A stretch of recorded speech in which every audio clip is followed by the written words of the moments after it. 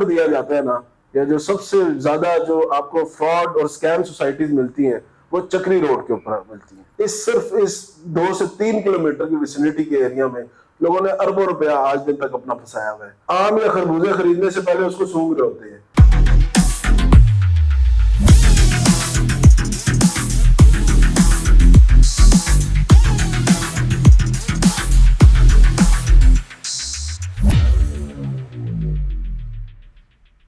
अस्सलाम वालेकुम, सादी कहानी के साथ मैं हूं साद अली और आप लोग देख रहे हैं मेरा यूट्यूब, फेसबुक और इंस्टाग्राम चैनल। आज की कहानी बड़ी परेशान कुन भी कहूंगा, हैरान कुन भी कहूंगा कि पिछले 3 से 4 सालों में, मतलब 2020 से ऑनवर्ड,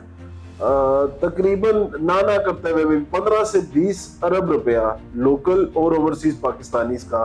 डिफरेंट सोसाइटीज के अंदर, डिफरेंट प्रोजेक्ट्स के अंदर या इन्वेस्टमेंट का झांसा दे के डिफरेंट लोकेशन के अंदर लगवाया गया और आज दिन तक उस पैसे का कोई साने हाल नहीं है। जी हाँ, हम बात करेंगे इस टाइम के जो सबसे बड़ी डेवलपमेंट है रावलपिंडी रिंग रोड की, उसके इर्द गिर्द जितनी भी सोसाइटीज आ रही हैं और इस्लामाबाद के एरिया में वो सोसाइटीज जिनको डिफरेंट प्रोजेक्ट्स की बेस पे, डिफरेंट लोकेशंस की बेस के ऊपर बेचा गया, लोगों को सुनहरे ख्वाब दिखाए गए। इसमें लोकल कंपनीज भी शामिल है, मतलब इस्लामाबाद की, पिंडी की, और इसमें शामिल वो कंपनीज भी हैं जिन्होंने कराची में बहुत बड़े बड़े प्रोजेक्ट्स डिलीवर किए और लाहौर के अंदर बहुत बड़ी बड़ी सोसाइटीज डेवलप की। लेकिन जब वो इस्लामाबाद और इसकी रावलपिंडी के इलाके में आए तो उन्होंने किस किस लेवल के लोगों के साथ स्कैम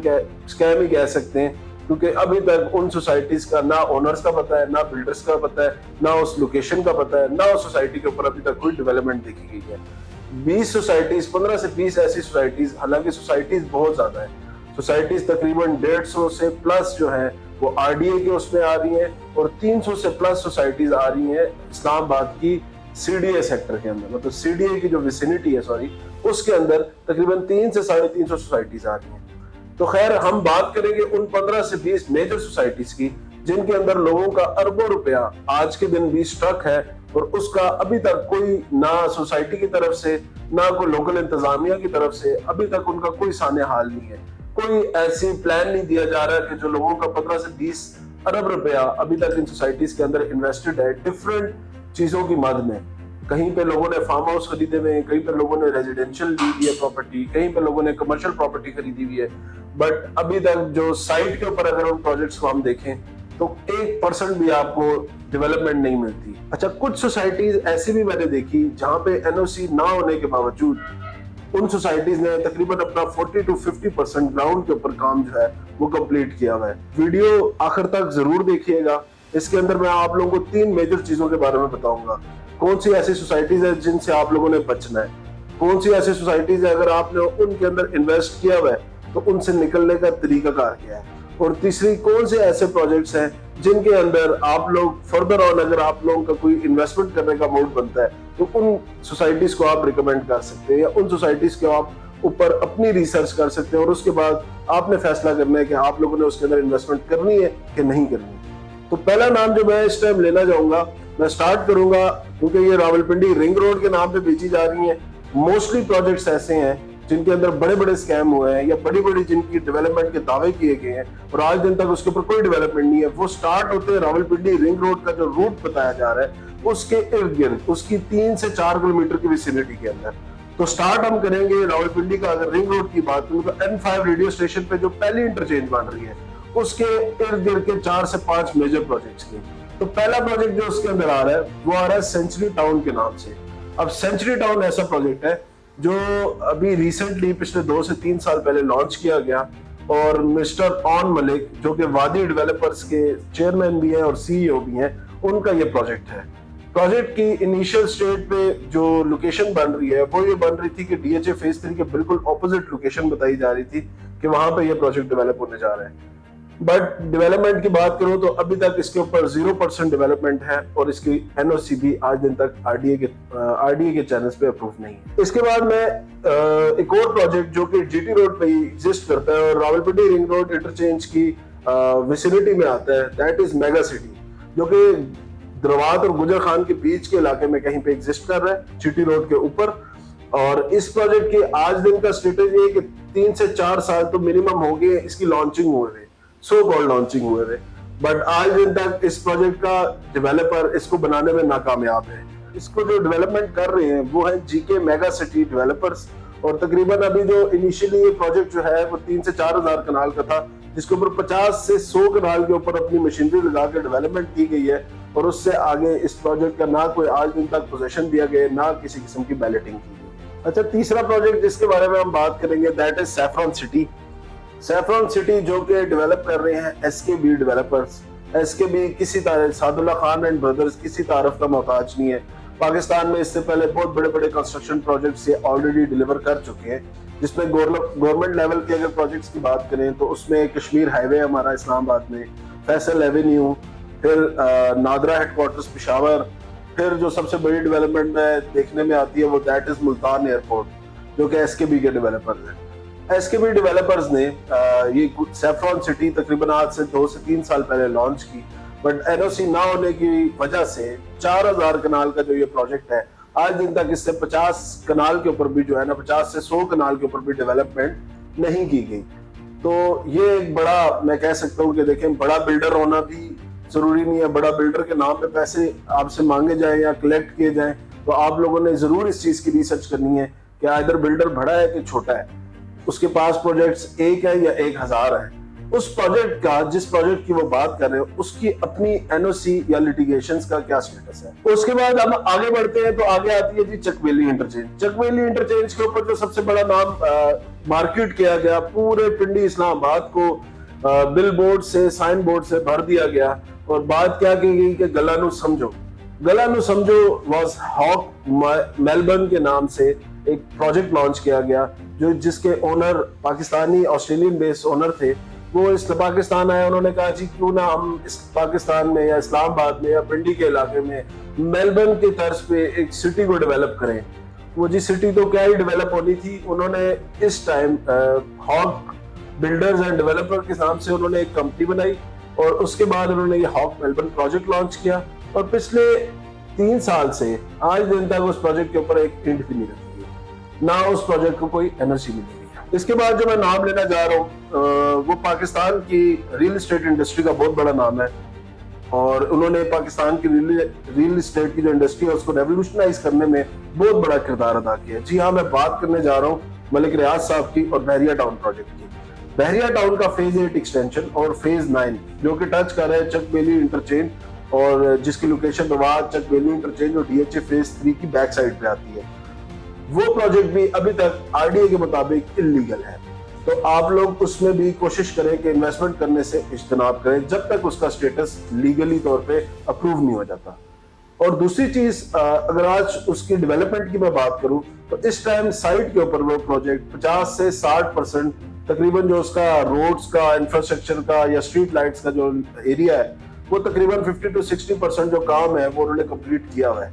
तो वो कंस्ट्रक्शन तो वो कर रही है, बट इस टाइम अगर स्टेटस देखा जाए तो वो उसका इलीगल आ रहा है। तो आप लोग कोशिश करें कि जब तक उसका स्टेटस लीगल नहीं होता आपने उसके अंदर इन्वेस्टमेंट करने से इज्तनाब करें। उसके बाद अगर हम आगे बढ़ते हैं तो बहरिया टाउन के बाद तो आगे हमें एक बहुत बड़ा नाम, तो डयाला के पास जो एरिया आ रहा है उसमें एक प्रोजेक्ट आ रहा है रूडन इनक्लेव। रूडन इनक्लेव ऐसा प्रोजेक्ट है जो कि जिसके ओनर है रहीमुद्दीन नईम साहब, और ये वो वाई प्रोजेक्ट है जिसको पहले एनओसी दे दी गई थी, इसके PP1 क्लियर कर दिया गया था, और उसके बाद अभी रिसेंटली लास्ट मंथ इसकी एनओसी का स्टेटस जो है उसको कैंसिल किया गया है। खुदा जाने पहले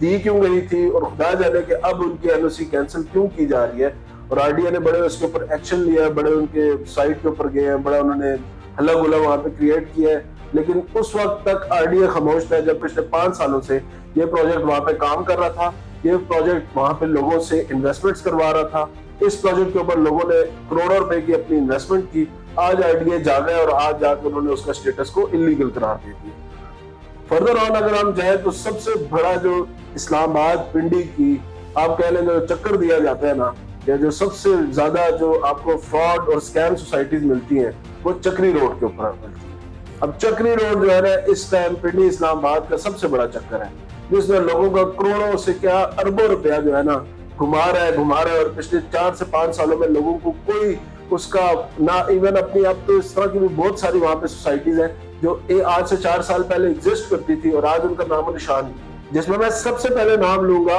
स्टार इनक्लेव का, जो स्टार मार्केटिंग का सबसे बड़ा मतलब स्टार मार्केटिंग पूरे पाकिस्तान में पिछले 15 से 16 साल से काम कर रही है और डिफरेंट प्रोजेक्ट्स के ऊपर उन्होंने मार्केटिंग कर रहे हैं, डिफरेंट प्रोजेक्ट के ऊपर उन्होंने डिलीवरेंस दी है। बट जहां चक्री रोड के ऊपर वो आए तो चक्री रोड पे उन्होंने भी लोगों को बहुत बड़ा चक्कर दिया। स्टार एनक्लेव जो कि पहले इसकी लोकेशन एग्जैक्टली बन रही थी कैपिटल स्मार्ट सिटी के बिल्कुल ऑपोजिट,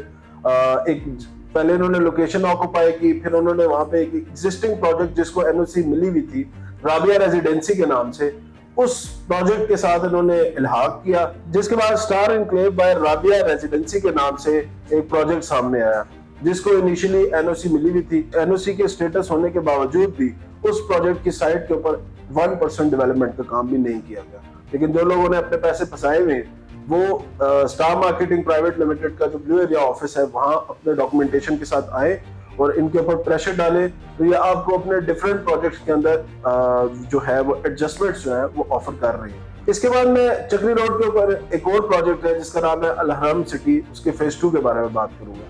देखिए मुझे एक बड़ी तकलीफ होती है इस चीज को देख के कि यार इतने अल हरम जैसा नाम रख के आप लोग, अगर आपका प्लान ये है ना कि आपने अच्छी डेवलपमेंट करनी है, आपका प्लान ये है कि आपने एक चीज जो है वो बनानी है, डिलीवर करनी है, अपनी कमिटमेंट्स को पूरा करना है, उसके अंदर मुनाफकत नहीं करनी, तो आप इस तरह के नाम रखें। और अल्लाह के नाम है, अल्लाह की जगहों के नाम है, अल्लाह की मसाजिद के नाम है, उनको आप बढ़ाएं चढ़ाएं, अच्छी बात है, हम भी इसको अप्रिशिएट करेंगे। बट अगर ऐसे काम आप लोगों ने करने हैं कि अल्लाह के नाम पे, अल हरम के नाम पे आप लोगों ने सोसाइटीज बनानी है और उसके बाद डेवलपमेंट की स्टेट इस तरह होनी है कि 4 से 5 साल से पिछले लोगों की इन्वेस्टमेंट्स करा के, लोगों के पैसे लगवा के आज दिन तक आप उसका एनओसी का स्टेटस नहीं क्लियर करा सके, आज दिन तक आप उसकी लैंड नहीं क्लियर करा सके। 5 ब्लॉक आपने लॉन्च किए, एक ब्लॉक का भी पोजेशन आज दिन तक आप लोगों ने नहीं दिया। उसके बाद मैं एक और बड़ा नाम लूंगा चक्री रोड के ऊपर ही कुर्तुबा सिटी का। कुर्तुबा सिटी में भी स्पेसिफिकली एक्सटेंशन का, क्योंकि कुर्तुबा सिटी की अपनी जो एनओसी है वो ऑलरेडी क्लियर है बट एक्सटेंशन की एनओसी का उनका प्रॉब्लम चल रहा है, जिसकी वजह से पिछले 2 से 3 साल से लोगों को उसके ऊपर ना अलॉटमेंट का बताया जा रहा है। हालांकि ये प्रोजेक्ट जो है वो एक नॉन प्रॉफिट ऑर्गेनाइजेशन जो है वो डेवलप कर रही है। इसके बाद चक्री रोड के ऊपर एक और बहुत बड़ा चक्कर जिसका नाम है बिन आलम। बिन आलम ऐसी सोसाइटी है कि जो कि पिछले 4 से 5 साल पहले मार्केट में अपना बहुत बड़ा नाम लेके आई। लोगों के, मैं कहूंगा कि बिन आलम डेवलपर के नाम पे, जो कि लाहौर में ऑलरेडी एक कंस्ट्रक्शन प्रोजेक्ट के ऊपर काम कर रहे थे रेजिडेंशियल के ऊपर ही,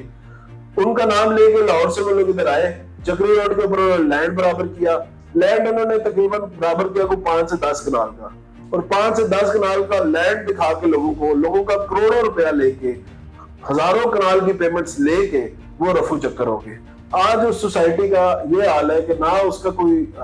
पूछने वाला है, ना उसकी लोकेशन किसी को पता है, ना उसका दफ्तर किसी को पता है, और अभी उसके ऊपर नैब के केसेस भी चल रहे हैं। उसके बाद एक बहुत बड़ा प्रोजेक्ट जो कि चक्री रोड के ऊपर ही बहुत बड़ा लैंड दिखाया गया खनियाल होम्स के नाम से। अब खनियाल होम्स ऐसा प्रोजेक्ट था जो कि ब्लू वर्ल्ड के बिल्कुल साथ लॉन्च हुआ। ब्लू वर्ल्ड के साथ ही बिल्कुल इसकी जमीन भी है। ये ऐसा प्रोजेक्ट था कि इसकी और ब्लू वर्ल्ड की लैंड आपस में इतनी मिक्सअप थी कि जब हम आज से 6 साल पहले इसका लैंड देखने गए तो एक झंडा ब्लू वर्ल्ड का लगा हुआ था, एक झंडा आगे 2 कनाल के बाद जो है ना वो खनियाल होम्स का लगा हुआ, फिर एक झंडा ब्लू वर्ल्ड, फिर एक झंडा जो है खनियाल होम्स का। हुआ उससे क्या, आज दिन तक इस सोसाइटी को एनओसी नहीं मिली, और एनओसी ना मिलने की वजह से आज दिन तक उस सोसाइटी के ऊपर 1% डेवलपमेंट भी नहीं हुई। किसी एक ब्लॉक का भी पोजेशन किसी भी इंसान को वहां पे नहीं दिया गया, और लोग जो है ना, मैं आपको कहूँ कि करोड़ों का, अरबों रुपए का तकरीबन सिर्फ इस 2 से 3 किलोमीटर की विसिनिटी के एरिया में लोगों ने अरबों रुपया आज दिन तक अपना फंसाया हुआ है। और ऑडेसिटी सोसाइटी की इस तरह की है कि वो लोगों से आज के दिन भी इंस्टॉलमेंट्स मांग रहे हैं। इन्होंने आगे खनियाल होम्स को शिफ्ट किया मवीडा में। मवीडा पहले खनियाल होम्स के नाम पे लोगों को लूटते रहे, उसके बाद मवीडा आ गया। मवीडा में एक और उन्होंने प्लान दिया कि हमारे पास ही बहुत बड़ी जमीन है और हम सैंडविच है चक्री रोड और मोटरवे M2 के बीच में, और हम जो है हमें रास्ता मिलेगा M2 के ऊपर, इंटरचेंज मिलेगी, या हम स्मार्ट सिटी के साथ इंटरचेंज शेयर करेंगे और ये पूरा एरिया हम ऐसे डेवलप कर देंगे जैसा इससे पहले किसी ने भी देखा ना होगा। लेकिन देखने को ये आया कि ना उसके फार्म हाउस आज दिन तक किसी को नजर आए, ना उसका रेजिडेंशियल, ना ही उसका कमर्शियल। उसके बाद हम सबसे बड़ा प्रोजेक्ट जो इस पूरी विसिनिटी के अंदर अवेलेबल है, जिसके बारे में अगर मैं पूरे पाकिस्तान में कहीं पे भी नाम लूं तो लोग उसको जानते होंगे। जी, मैं ब्लू वर्ल्ड की बात कर रहा हूँ, जो कि ब्लू ग्रुप ऑफ कंपनीज का प्रोजेक्ट है, जिसके बारे में पूरे पाकिस्तान के चप्पे चप्पे में लोगों को इन्फॉर्मेशन है, कोई छोटा है कि कोई बड़ा है। और मोस्टली पाकिस्तान और ओवरसीज के हर कोने से इस प्रोजेक्ट के अंदर इन्वेस्टमेंट हुई भी है। 1 लाख कनाल का ये प्रोजेक्ट बताया गया है, जिसके डेवलपमेंट का काम जो है चौधरी साद नजीर साहब, जो कि ब्लू ग्रुप ऑफ कंपनीज के चेयरमैन भी हैं, वो जो है इसको कर रहे हैं। अक्सर औकात ये प्रोजेक्ट हमें कंट्रोवर्सी का शिकार रहता है। ये वो वाहिद प्रोजेक्ट है जिसकी डॉग फाइट अगर आप देखें आरडीए के साथ तो पिछले 5 से 6 साल से जारी है। इसी प्रोजेक्ट के अंदर पाकिस्तान के बहुत बड़े स्टार शोएब अख्तर साहब ने भी एंट्री मारी, और एंट्री मारने के बाद उन्होंने स्पोर्ट्स ब्लॉग जो है इसका, उसके बारे में बताया कि जी स्पोर्ट्स ब्लॉग के साथ मैं ब्लू वर्ल्ड के साथ हूँ और इस स्पोर्ट्स ब्लॉग में मैं इनका हिस्सा हूँ, और इंशाल्लाह मैं पिंडी इस्लामाबाद के लोगों को ये प्रोजेक्ट डिलीवर करके दिखाऊंगा। तो अब देखते हैं कि शोएब अख्तर साहब की तरह अब बातें और इनके दावे कितनी हद तक अच्छे रहते हैं और बुरे रहते हैं। अलबत्ता ये है कि इस प्रोजेक्ट के अंदर लोग अरबों रुपया अपना आज दिन तक इन्वेस्ट कर चुके हैं, और अगर इसकी एनओसी का स्टेटस जो कि पिछले 4 से 5 साल से डिले का शिकार है आगे भी नहीं मिलती, तो लोगों को बहुत बड़ा नुकसान देखने को मिलेगा। खुदारा आप लोग ऐसी सोसाइटी से भी इज्तनाब किया करें। उसके बाद अगर हम फर्दर ऑन आगे जाते हैं तो एक और नाम जो कि कराची का बहुत बड़ा नाम, जिसने कराची के अंदर मल्टीपल प्रोजेक्ट्स डिलीवर किए और फलक नाज ग्रुप के नाम से वो जाने जाते हैं, और वहां पे बड़ी हाई राइज बिल्डिंग्स का उन्होंने बड़ा अच्छे स्ट्रक्चर वहां पे बना के दिए। बट वो भी जब इस्लामाबाद आए और रावलपिंडी आईटी के दूध में आए, उन्होंने लोगों को प्लान दिया डिस्कवरी गार्डन के नाम से। अब डिस्कवरी गार्डन ऐसा प्रोजेक्ट है जिसकी लोकेशन स्मार्ट सिटी के मोटरवे और उसके ऑपोजिट बताई जाती थी कि खेड़ी मूरत के पहाड़ों के नीचे ये डिस्कवरी गार्डन जो है ये डेवलप होगा, और ये इस टाइम का सबसे बड़ा प्रोजेक्ट और सबसे खूबसूरत प्रोजेक्ट। इनिशियल प्लान जो इसका दिया गया वो 15,000 कनाल का दिया गया, और एक्सटेंडेड प्लान जो इसका दिया गया वो 35,000 कनाल का दिया गया, और बताया जा रहा था कि स्मार्ट सिटी के अंदर जो इंटरचेंज लग रही है वो ये इंटरचेंज का रास्ता जो है वो डिस्कवरी गार्डन्स को भी दिया जाएगा। बट देखने में अगर आज के दिन की बात करें तो स्मार्ट सिटी अल्हम्दुलिल्लाह बड़ा अच्छा फ्लोरिश कर रही है, और डिस्कवरी गार्डन का एक कनाल भी डेवलप हुआ आपको नजर नहीं आ रहा। तो कहाँ गया फलकनाज ग्रुप, कहाँ गया वो कितने बड़े बड़े दावे, कहाँ गई वो 2 से 3 साल के इतने बड़े बड़े इनके मार्केटिंग प्लान्स, जब साइट के ऊपर ये एनओसी नहीं ले सके, साइट के ऊपर ये डेवलपमेंट नहीं कर सके, और लोगों का करोड़ों रुपया लेके ये आज दिन तक ऐसे सांप की तरह उसके ऊपर बैठे हुए हैं, और लोग बेचारे रोते हैं इनकी इन्वेस्टमेंट करने के बाद इस तरह की सोसाइटी में। लेकिन उनके रोने का फायदा इसलिए नहीं होता क्योंकि जिस टाइम इन्वेस्टमेंट की जा रही होती है उस टाइम वो लोग उसकी 1% तहकीक भी नहीं करते।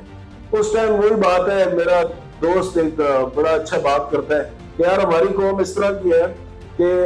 आम या खरबूजे खरीदने से पहले उसको सूंघ रहे होते हैं, लेकिन जब इन्वेस्टमेंट की बात आती है तो इनको परवाह भी नहीं होती। तो जो इन्वेस्टमेंट आप लाखों करोड़ों की कर रहे होते हैं उसके बारे में भी थोड़ी तहकीक कर लिया करें, थोड़ा जान लिया करें। नुकसान आप लोगों के होते हैं, सिर्फ इस वजह से नुकसान होते हैं कि एक तो आप लोगों ने जो शॉपरी डीलर, मैं हमेशा जिनकी बात करता हूँ, उनके साथ आप लोगों ने अपने राब्ते रखे होते हैं। दूसरे वो लोग जो कि तहकीक बिल्कुल नहीं करते,